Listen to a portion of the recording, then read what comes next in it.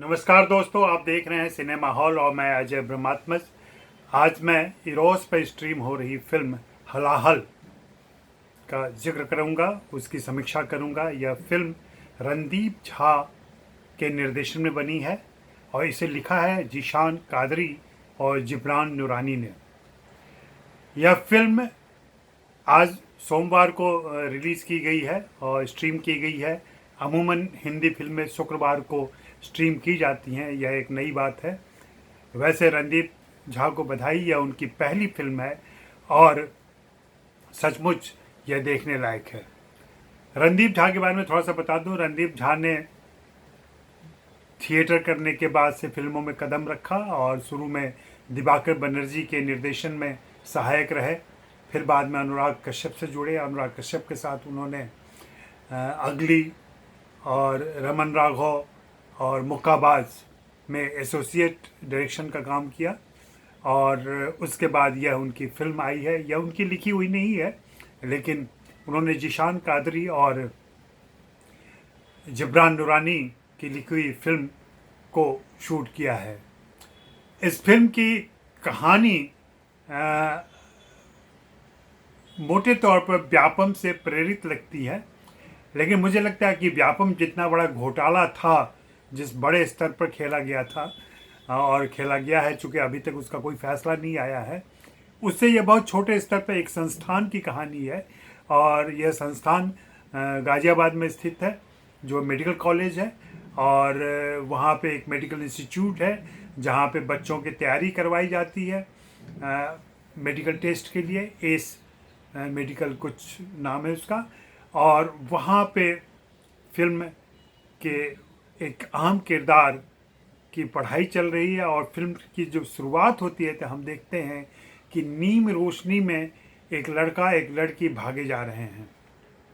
लड़का आगे तेज कदमों से भाग रहा है और लड़की पीछा कर रही है उसका, और वो लगातार उसको आवाज़ दे रही है, रुक जाओ आशीष, रुक जाओ आशीष। और आशीष लगातार भागा जा रहा है।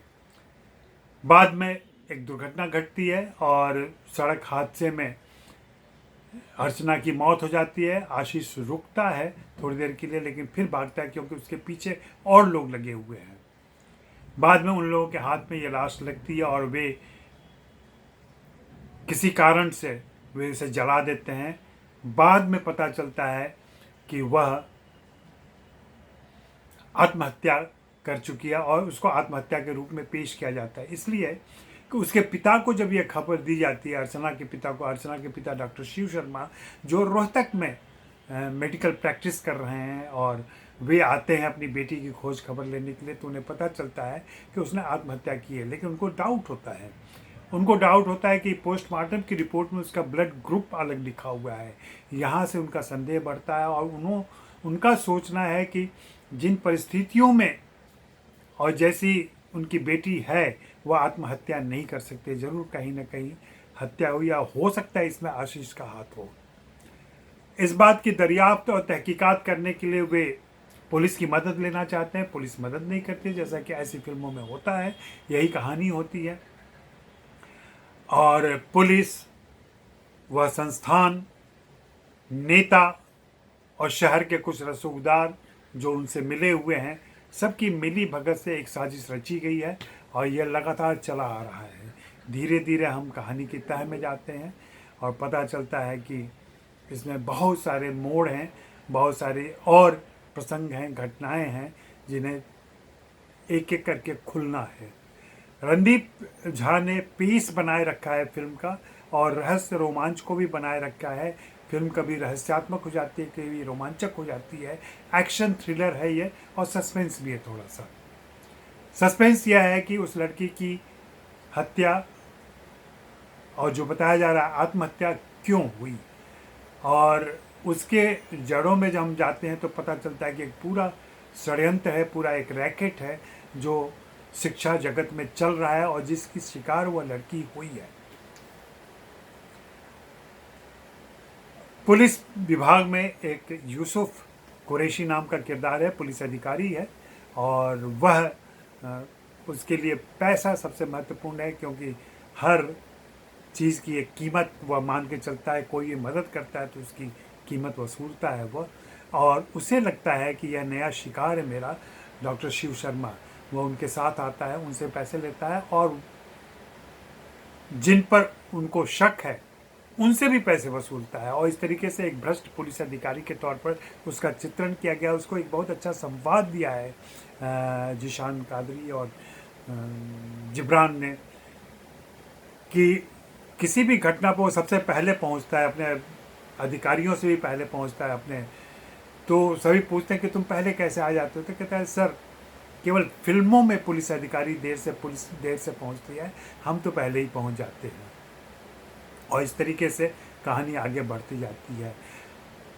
बियॉन्ड ए टाइम कुछ समय के बाद यूसुफ का दिल पसीजता है, उसका ज़मीर जागता है और वह डॉक्टर शिव शर्मा की मदद के लिए तत्पर होता है।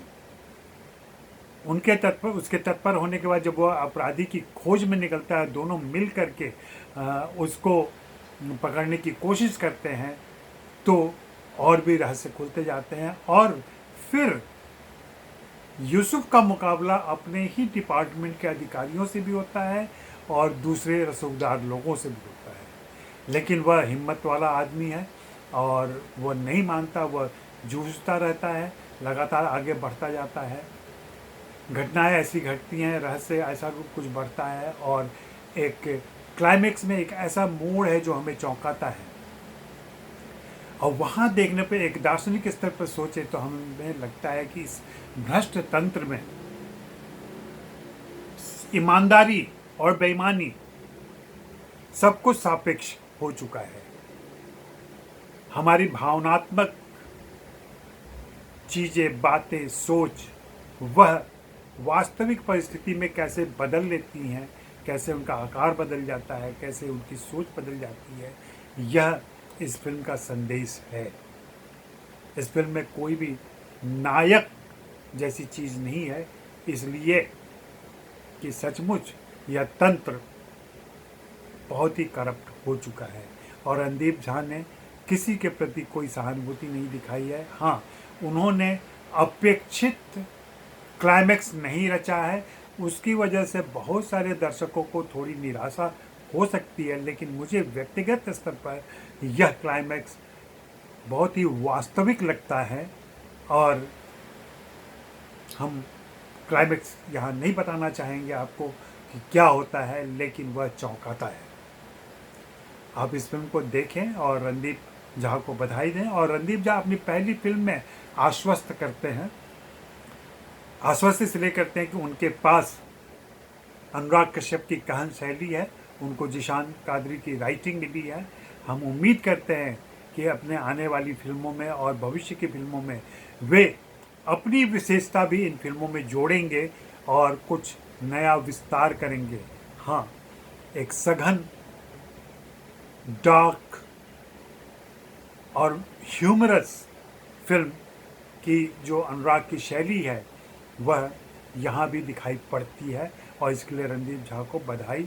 शुरू में हर निर्देशक अपने उस्तादों से और चल रही परंपराओं से प्रभावित होता है, लेकिन फिल्म देखने से ऐसा लगता है कि रणदीप के साथ वह प्रतिभा है जो निर्देशन के लिए ज़रूरी है। निर्देशन के तत्वों को वे समझते हैं और उन्हें जोड़ने की कोशिश करते हैं।